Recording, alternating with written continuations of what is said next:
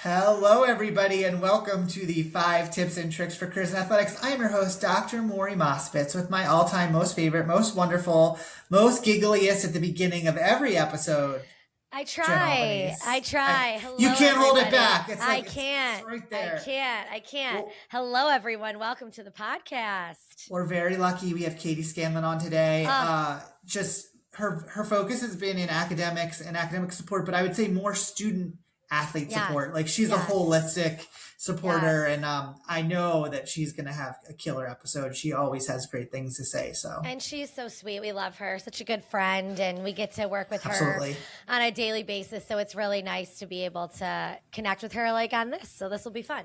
Absolutely. So have to bring it up. We have had like hell and high water come up to, no water. No water. What where are we you saying? live has been the craziest thing. I hope we can do this in our short intro, but basically Jen and I both have gone from right before Christmas, them saying that they're going to possibly cut the water off to our homes. Because a pipe that's 42 inches, we know everything about it, has broken, and that feeds the main water line to the area in which we live, not the entire Syracuse area, but just the town side, the 27,000 households that we live inside of. We just won the lottery there, boys. Yes. We won the lottery. So my wife has gone on to be the water police for the entire family. She's checking up on everyone. She calls her mother. She calls you guys. How long is your showers? What are you doing? How many loads of laundry have you done? Do you flush if it's yellow? If it's yellow, it shouldn't be flushed. If it's brown, flush it down. Now you're only doing, I live with it. You only get to get a call about it. Godspeed to you. But so it's been like insane. And we've been told to conserve our water and to only use what you need for necessity, which is obviously like if you need to flush it if you poop, obviously. And so like we're going to the grocery store and getting like cases of water and like, making sure we're only doing laundry like once a week, which with 2 children on either side of the households here is very difficult. And it's the holidays, so everybody's home from school. So it's been a challenge, I'll say that. Just bottled water, cooking it with bottled water. It's been no fun. Crazy. And then on top of it, we literally are in the thick of it right now in like blizzard-like conditions. And right now I think we're at like, John, my husband, measured this morning. It's like 18 inches in our driveway of snow. And just for information, yesterday, like all the snow melted.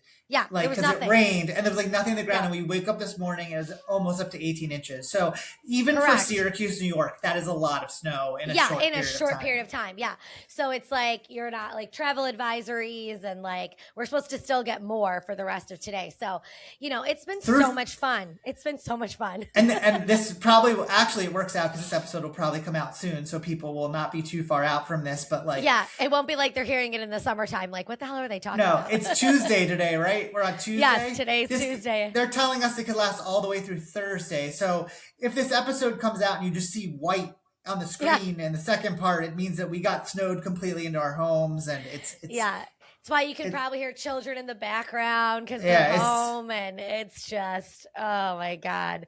We need to get back to daily life, that's for sure. But it's been crazy. So, everybody, hopefully in 2025, we can figure this out with water and the snow and everything else. Hopefully, sometime in 2025, we'll get our full water service back and we can enjoy regular life again. 2026 at this point. So who knows? God. All right. Well, we got to have to Katie, who also is on her snow day. So hopefully we appreciate her doing this for us, and we'll be back after these messages. Are you a loyal 5 Tips and Tricks podcast listener? If not, now is the time to start. Get all your info and fun content on the podcast by following us on all our social channels at @AthCareerPod. The 5 Tips and Tricks podcast is a part of Athletic Career Consulting.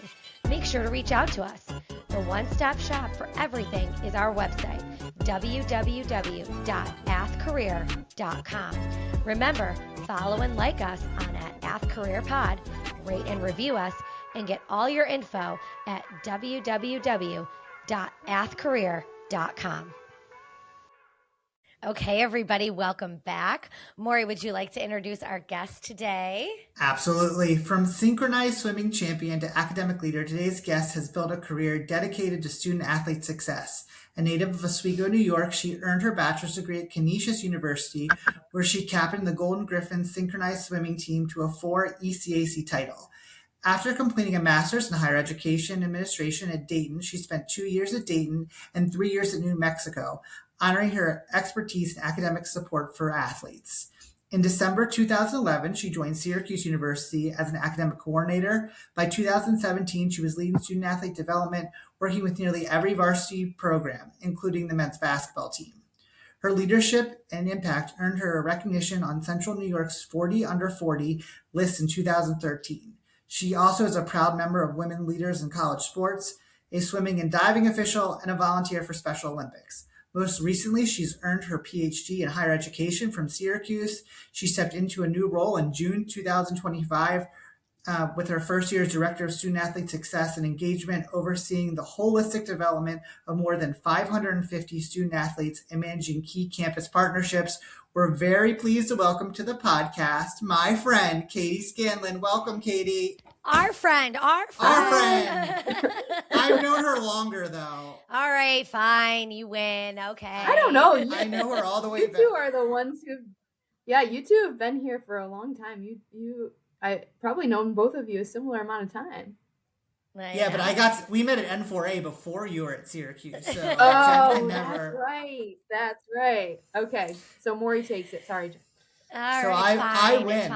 It's fine. You can win, but we are all friends with Katie. We We love are Katie friends. so much. So We're this is very so happy to nice. work with Katie. Yes. It's a great thing. It is very much so. Very much so. Well, Katie, we wanted to get you on the podcast because we know you have some great advice to share with people. So with that, let's get your first tip or trick. Yeah. So my first tip is that you really need to remember everyone is paying attention. You never know who the person is who's going to get you your next job and who they're connected to. When I traveled with men's basketball a lot, Herm Frazier, who's one of our senior leaders, traveled with us, and I always used to kind of joke, like, it's not 6 degrees from Kevin Bacon, it's 6 degrees from Herm Frazier. So you just never know who an athlete knows each other. Yeah. Absolutely. It's so interesting because we were talking about, going to conferences, and like that's really kind of how you got connected to Syracuse, right? It's like you were just going as being at the New Mexico staff and got to meet some of the people and hooked in, and like that got you the next connection, and now you've built this great career at Syracuse, and probably that wouldn't happen if you didn't like kind of put yourself in those positions. Totally. Yeah. One of my goals, I grew up not far from here, like you said, Maury, and one of my goals back when I was early in my career was eventually to get closer to home, but I never in a million years would have imagined I would have been able to work at Syracuse. But those connections at the conferences kind of got me an opportunity to get in front of people at Syracuse, and it all kind of went from there. So. That's awesome. That's awesome. I mean, it is funny. Everybody is, and even when you get your job too, like it helps to connect you to get other jobs. But even when you're within your job, whether it's you're in an internship or you're at your entry level position, like everybody is watching, and that's how you build those relationships throughout your career. So it's something to get you into the industry or to continue to like help you grow in the industry. But also when you're in your job, it helps you get new opportunities, or, you get to be on a certain committee, or you get to help be a part of a special project that you might not have thought, you would do. But if you're making those connections and you're aware that everybody's watching you, it's important kind of across the board. So. Awesome. Great start. Okay. What we got for your second tip or trick?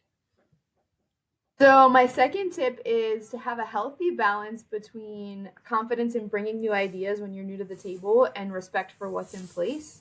And that can be kind of hard sometimes when you come in and you have so much energy and you're really ready to go, and you want to make changes and improvements because you can see what could be better. But there's also always a reason something's done the way it's done. And I think starting to have a good balance between learning what's there and what's in place at a new position, and bringing those new ideas and figuring out where it all fits together is important. Yeah, no, that's a great example. I know like you've kind of jumped into some new roles. I think we all three of us have kind of over the last Yeah. like couple of years have jumped into some new roles. And I agree, like more recently, like one of the things I was like, okay, I think I'm going to do it, but I've had to pull myself back to be like, okay, I need to analyze this, let people give me some feedback because I might think I know what it is, but I don't want to assume. And that's like kind of a really hard thing to do when you're trying to like make changes and, you're in that role to kind of do something and evolve what you're doing. But at the same time, you want to make sure that you're not, jumping over things and missing something. So that's a hard, it's not easy to do. It's not, but it is really important. I think that respect in it. I think your coworkers feel it too when you respect the things that they've done, but still bring new ideas that can make everybody better.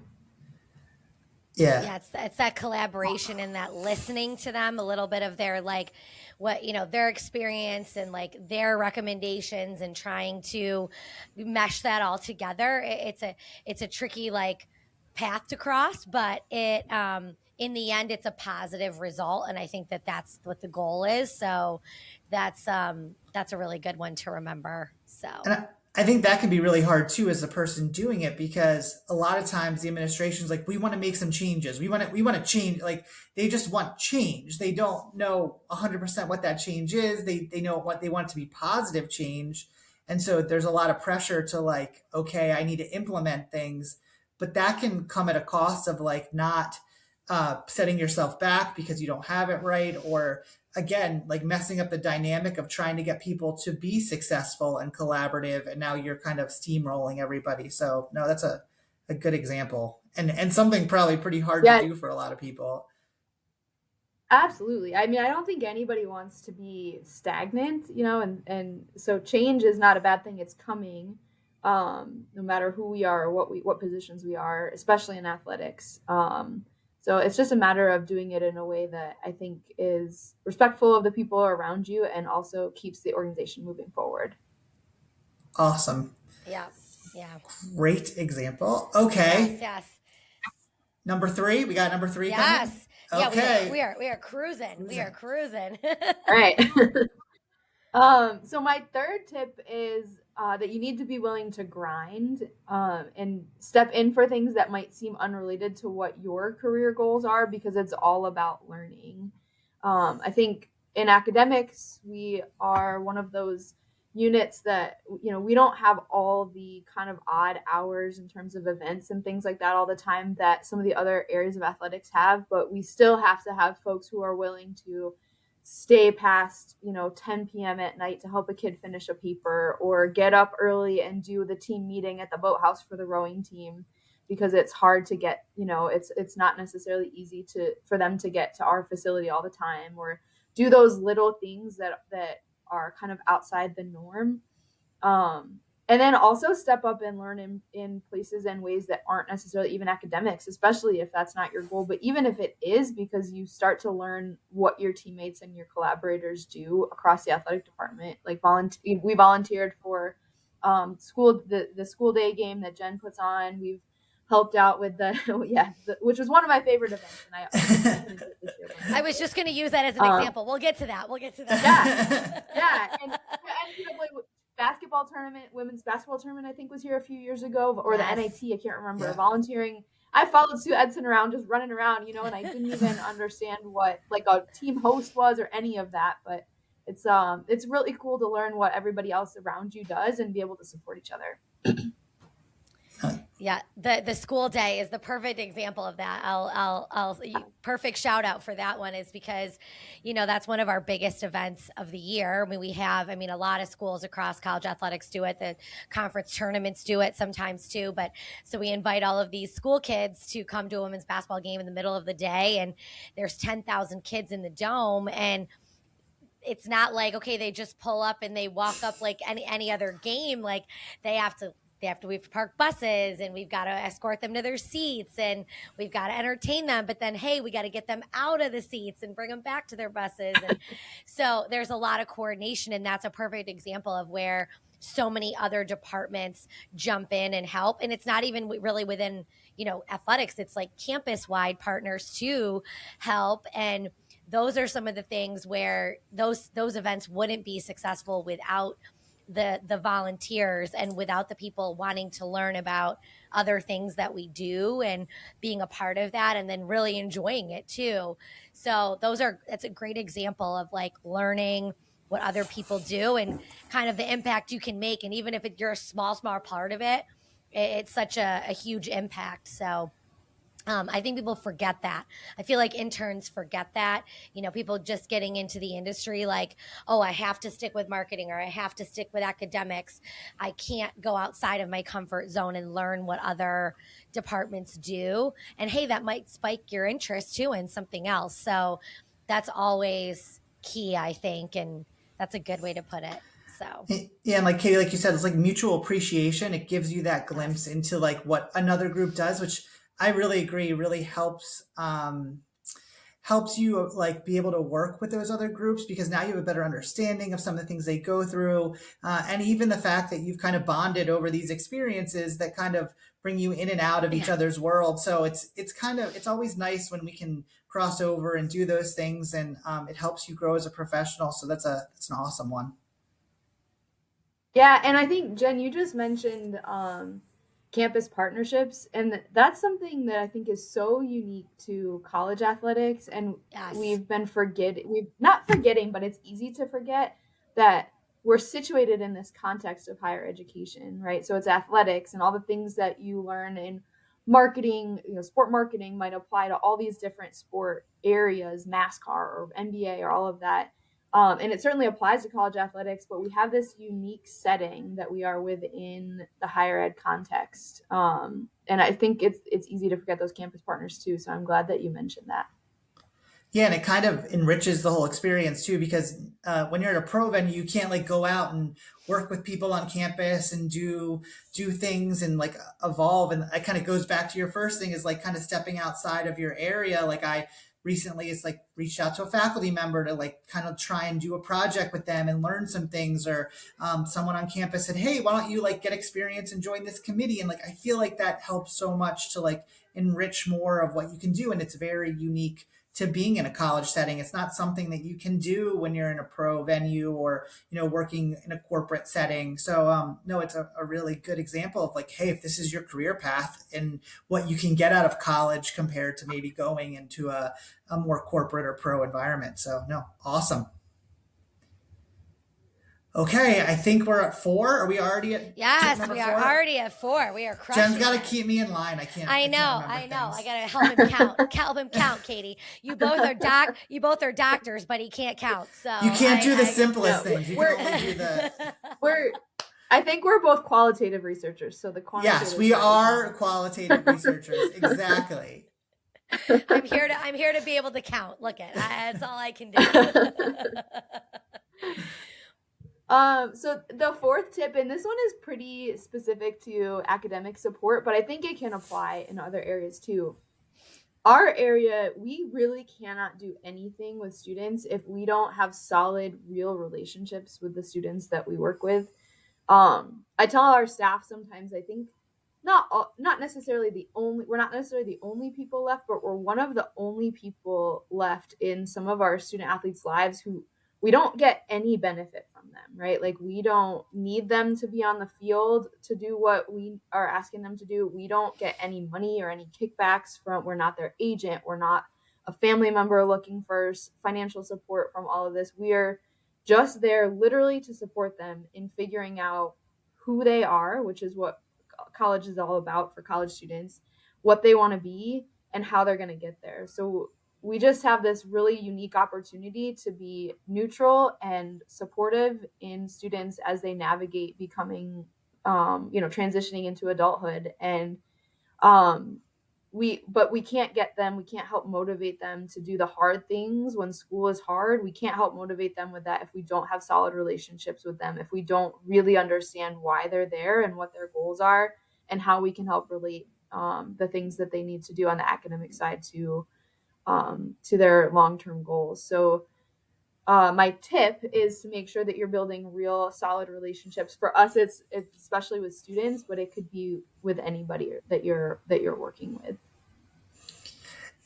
Yeah, I think that's so incredible, and you're right. It's you guys are so uniquely suited, especially in the world that's developed with college athletics and how crazy things have gotten. And with that, kind of, I guess, branching off of your question, this I feel like comes up a lot in your world. But how do you work with a student that might not be as academically minded, but has a goal of going pro or being a professional athlete? Yeah. Like a lot of people think, well, they don't really care about academics, and I think sometimes that's a misnomer, or it's a misunderstanding of the people. And I think it would be great to hear your perspective on like what does that mean, especially when you're talking about how important it is to build relationships. Yeah, so there's this book out there. It was a study by sociologists back in the late 80s, but I still think it's one of the most relevant things in college athletics. It's called Backboards and Blackboards, and these sociologists kind of embedded themselves with a basketball team. And they talked about how these students, they come in with all these same goals and motivations, and they really want to be good students, and they want to live the college life. And they just get pulled in so many directions once they're on campus that they don't necessarily understand, or it's really hard to prepare for, that they find themselves engulfed. It's called the theory of role engulfment. They're engulfed in this role of their athlete self, and it kind of pulls them from some of these other areas. So knowing that could happen to students, I think, is one of the most important things, but also staying open-minded. Like you said, that it is a misnomer that they're not necessarily coming here to go to school. I think everybody comes with an intention of getting something out of it. So one of the things is making sure we're trying to set them up for success, right? So understanding who they are. One of our staff members right now, we have a lot of new football students coming, and actually over this break, one of her roles is to call all of them and get to know them a little bit. Why are you coming to Syracuse? Why was this the choice that you made? What do you want to do with the major that you're in? What's kind of your long-term goal? So getting to know them that way helps us to then help them understand how things can relate to what their long-term goal is, even when it's a class that's kind of tough, or setting them up with some things that are going to relate to something they're interested in. So if they are interested in a career in athletics as an athlete, okay, then let's use your humanities class as philosophy of sport or religion in sport, so that we can see how some of these liberal arts things do tie to what you're doing on a daily basis. Talk about classes like that. We'll talk about things like sports betting and how that might impact them. So that's one way that we do it. Another thing that we do is to talk about their pivot, right? So everybody's going to have a pivot at some point in their career, whether it's from being an athlete to being a broadcaster, or being an athlete to being a fashion designer. Like there's always going to be a pivot. Hopefully for our students who want to go pro, it's really late in their athletic careers. Hopefully they have a good long time that they're able to have a professional career playing the sport that they love. But at some point they're going to pivot, and we want to be here to set them up for that now, and then be here to support them when that actually happens, if it is further down the road. So we have for example, a men's soccer player who's been out for almost a decade now, and we're helping him finish up his degree because he knows he's getting ready for that pivot himself, and he needs to have that done and ready to go. And then the other thing that we talk about is, how do you want to use your platform? So you have this voice as an athlete. What do you want to be educated on so that you can speak to it, right? So are you really interested in issues of child poverty or child hunger? Okay, then let's talk about human development, family science as a major, or sociology as a major, so that you can use your platform to talk about these issues and really know what you're talking about, and use the voice that you have. So those are some of the things we talk about to try to help motivate them or guide them in the direction that they want to go academically. That's awesome. I knew you'd have a killer answer for this. I was going to say, that's so interesting. I was like, oh my God, like that's so cool how, I mean, I love the last point about like, how do you use your platform? Because I think some people don't think about how they can use it in a real positive way in life. And athletes are so,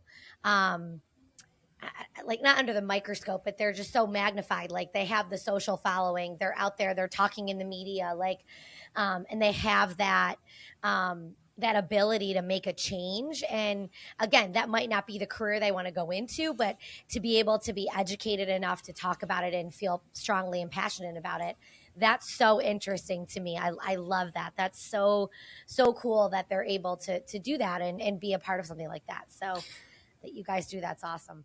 And I think it's great because I think a lot of students that are, athletically minded and wanting to go pro don't always come in understanding that process. And for you guys to help them navigate that and be able to make some of these connections, maybe it's more, preferential and they don't see it in a more specific way, but help them get to that point, and doing it through relationships is so awesome. So, if nothing else, people that are students that are going in that want to be pro, this is what it is. So Katie, awesome.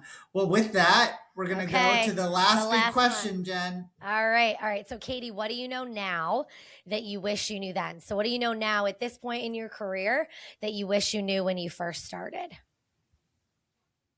So I really wish I had been a little bit more open-minded when I started early. I had this idea that this was going to be my career path. This is what I wanted to do. And I wanted to get to this one point, right? And at one point it was, I wanted to be a senior woman administrator, which I don't even know if I have that goal anymore. And there were a couple things about that as I thought about it, I was like, first of all, it's kind of limiting. Why don't I want to be an athletic director? Why just a senior woman administrator? Right? Which is not even a just role, a massive role. But then also I kind of had it in my head that if I didn't get there, I was failing at something. And I don't think that's true at all. I think things come along that you don't know are going to come along. College athletics looks so different right now than it did just a few years ago. And it's going to look different in the next few years than it does right now. So staying open to possibilities and being kind of open-minded. I also said at 22 that I didn't want to ever work at a Power 5 school, and here I am. So. Here we are, Katie. And now it's a Power 4. So Power 4 now. It's Power 4. Yeah, exactly. So you were right. You're not working. You're working at a Power 4. It's great. Yeah. So that's my tip. Be open to possibilities because you just don't know what's coming, and you don't want to be so focused that you miss a great opportunity. Well, Katie, we are so happy that you joined us. We knew that you would crush this and that this would just be a great opportunity for people that are looking to be in the world of athletics or in. So hopefully everyone gets to hear all your great tips. So thank you.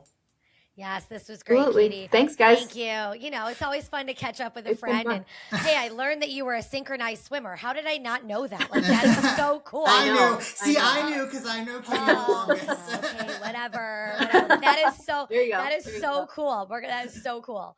But yes, thank you so much, Katie, and thanks for everyone for listening. And make sure you guys are following us on all your social platforms and listening on all your podcast platforms. Liking and sharing and commenting and rating and reviewing and all the things. And we appreciate all the support. So thank you guys. And thank you, Katie. Bye. Yeah, bye, everybody. Thank you. So Bye. If you like the 5 Tips and Tricks podcast, make sure to subscribe on your favorite podcast platform. You can rate and review us, including questions that may be answered on future episodes. The 5 Tips and Tricks podcast for careers in athletics is part of Athletic Career Consulting. Check us out at www.athcareer.com. Don't forget to follow and like us on your top social media platforms.